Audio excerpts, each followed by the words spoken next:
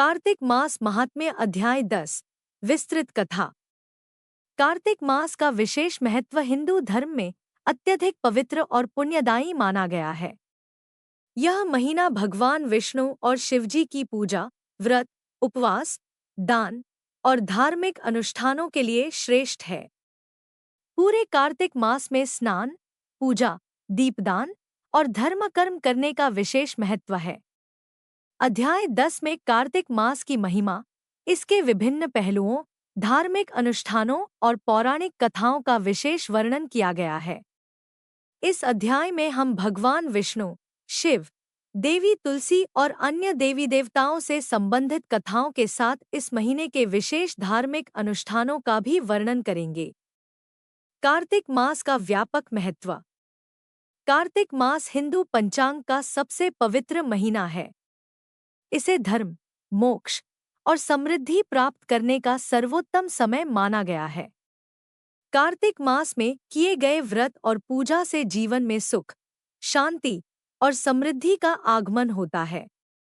स्कंद पुराण, पद्म पुराण और विष्णु पुराण में कार्तिक मास की महिमा का विस्तृत वर्णन है। इन ग्रंथों में कहा गया है कि जो व्यक्ति इस मास में स्नान, व्रत, पूजा और दान करता है, उसे जीवन में समस्त कष्टों से मुक्ति मिलती है और वह विष्णुलोक को प्राप्त करता है। भगवान विष्णु का दामोदर रूप। अध्याय 10 में भगवान विष्णु के दामोदर रूप का विशेष वर्णन किया गया है। भगवान श्री कृष्ण के बाल रूप को दामोदर कहा जाता है। जब माता यशोदा ने उन्हें उखल जुते हुए लकड़ी के खंड से बांध दिया था। इस घटना का वर्णन भागवत पुराण में मिलता है, जब भगवान कृष्ण ने अपने बाल रूप में यशोदा माता की माखन चोरी की लीलाओं से उन्हें क्रोधित कर दिया था। माता यशोदा ने गुस्से में आकर कृष्ण को ऊखल से बांध दिया, लेकिन भगवान कृष्ण की लीला से वह ऊखल स्वयं ही टूट गया और वे दो वृक्षों को उखाड़ने का कारण बने, जो वास्तव में दो अप्सराएं थीं, जिन्हें श्राप मिला था। भगवान श्री कृष्ण ने उनकी मुक्ति कर दी। इस घटना के माध्यम से भगवान ने अपने दामोदर रूप का प्रकट किया और यह बताया कि उनकी लीला अपरंपार है। कार्तिक मास में भगवान दामोदर की पूजा का विशेष महत्व है। इस महीने में जो भक्त भगवान दामोदर की पूजा करता है, उसे जीवन के समस्त दुखों से मुक्ति मिलती है और भगवान की कृपा से उसे मोक्ष की प्राप्ति होती है। तुलसी पूजा और तुलसी विवाह की महिमा। तुलसी विवाह और तुलसी पूजा का कार्तिक मास में विशेष महत्व है। अध्याय 10 में तुलसी माता के जन्म की कथा और उनके विष्णु से विवाह की कथा का विस्तृत वर्णन किया गया है। कथा के अनुसार वृंदा नामक एक पतिव्रता स्त्री ने अपने पति जलंधर की रक्षा के लिए भगवान विष्णु से प्रार्थना की थी। जलंधर एक अत्यंत बलशाली असुर था, जिसने अपनी तपस्या और पत्नी की भक्ति के कारण देवताओं को पराजित कर दिया था। लेकिन वृंदा की भक्ति को भंग करने के लिए भगवान विष्णु ने जलंधर का रूप धारण किया और वृंदा का व्रत भंग कर दिया, जिसके कारण जलंधर मारा गया। वृंदा को जब इसका पता चला, तो उसने भगवान विष्णु को श्राप दिया कि वे पत्थर बन जाएंगे। वृंदा की मृत्यु के बाद भगवान विष्णु ने उसे तुलसी के रूप में पुनः जन्म दिया और उसे आशीर्वाद दिया कि वह सदैव पूजनीय रहेगी। इस प्रकार तुलसी का पौधा भगवान विष्णु की आराधना का प्रतीक बन गया। कार्तिक मास में तुलसी विवाह का आयोजन विशेष रूप से किया जाता है। तुलसी और भगवान विष्णु, शालिग्राम के इस विवाह को अत्यंत शुभ माना जाता है और इसे करने से व्यक्ति को समस्त सांसारिक बंधनों से मुक्ति मिलती है। दीपदान की महिमा। अध्याय 10 में दीपदान की महिमा का भी विशेष वर्णन किया गया है। कार्तिक मास में दीपदान का विशेष महत्व है।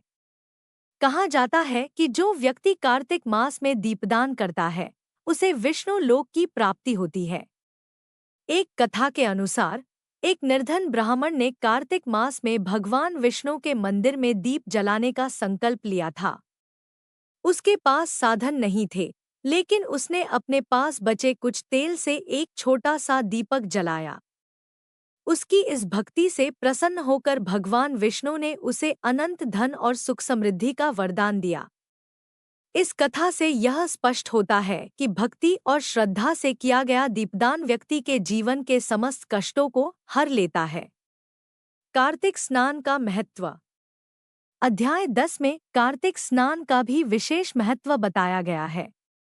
इस मास में पवित्र नदियों, विशेष रूप से गंगा, यमुना, सरस्वती और नर्मदा में स्नान करना अत्यंत पुण्यकारी माना गया है। कहा जाता है कि जो व्यक्ति कार्तिक मास में सूर्योदय से पूर्व पवित्र नदियों में स्नान करता है, उसे जीवन के समस्त पापों से मुक्ति मिलती है। यह स्नान व्यक्ति की आत्मा को शुद्ध करता है और उसे मोक्ष के मार्ग पर अग्रसर करता है। व्रत और उपवास का महत्व। अध्याय 10 में कार्तिक मास के व्रत और उपवास का भी विस्तृत वर्णन किया गया है। इस मास में व्रत और उपवास करना अत्यधिक पुण्यकारी माना गया है। विशेष रूप से एकादशी व्रत का कार्तिक मास में विशेष महत्व है। देवउठनी एकादशी के दिन भगवान विष्णु अपनी योगनिद्रा से जागते हैं और इस दिन को अत्यंत शुभ माना जाता है। जो भक्त इस दिन व्रत रखता है और भगवान विष्णु की पूजा करता है, उसे भगवान विष्णु की विशेष कृपा प्राप्त होती है और उसके जीवन के समस्त कष्ट समाप्त हो जाते हैं। धार्मिक अनुष्ठान और दान। अध्याय 10 में धार्मिक अनुष्ठानों और दान का भी विशेष वर्णन किया गया है। कार्तिक मास में धार्मिक अनुष्ठान और दान करने से व्यक्ति को अपार पुण्य की प्राप्ति होती है। इस महीने में गरीबों, ब्राह्मणों और जरूरतमंदों को भोजन, वस्त्र और धन का दान करने से व्यक्ति को मोक्ष प्राप्त होता है। पद्म पुराण में कहा गया है कि जो व्यक्ति कार्तिक मास में गाय, भूमि और वस्त्रों का दान करता है, उसे अगले जन्म में धन धान्य की प्राप्ति होती है और वह विष्णुलोक में वास करता है। भगवान शिव की पूजा। अध्याय 10 में भगवान शिव की पूजा का भी विशेष महत्व बताया गया है। कार्तिक मास में शिवलिंग की पूजा और भगवान शिव की आराधना से व्यक्ति के सभी रोग, कष्ट और पाप समाप्त हो जाते हैं। एक कथा के अनुसार एक राजा जो जीवन में कई पाप कर चुका था, उसने कार्तिक मास में भगवान शिव की आराधना की। उसने प्रतिदिन शिवलिंग पर जल चढ़ाया और भगवान शिव का ध्यान किया। उसकी इस भक्ति से प्रसन्न होकर भगवान शिव ने उसे उसके समस्त पापों से मुक्त किया और उसे मोक्ष का आशीर्वाद दिया। धर्मराज की कथा। अध्याय 10 में धर्मराज से संबंधित एक कथा का वर्णन किया गया है। धर्मराज, जिन्हें यमराज के रूप में भी जाना जाता है, कार्तिक मास में अपने अनुयायियों से कहते हैं कि जो व्यक्ति इस महीने में धर्म का पालन करता है और पुण्य कर्म करता है, उसे यमलोक के कष्टों का सामना नहीं करना पड़ता।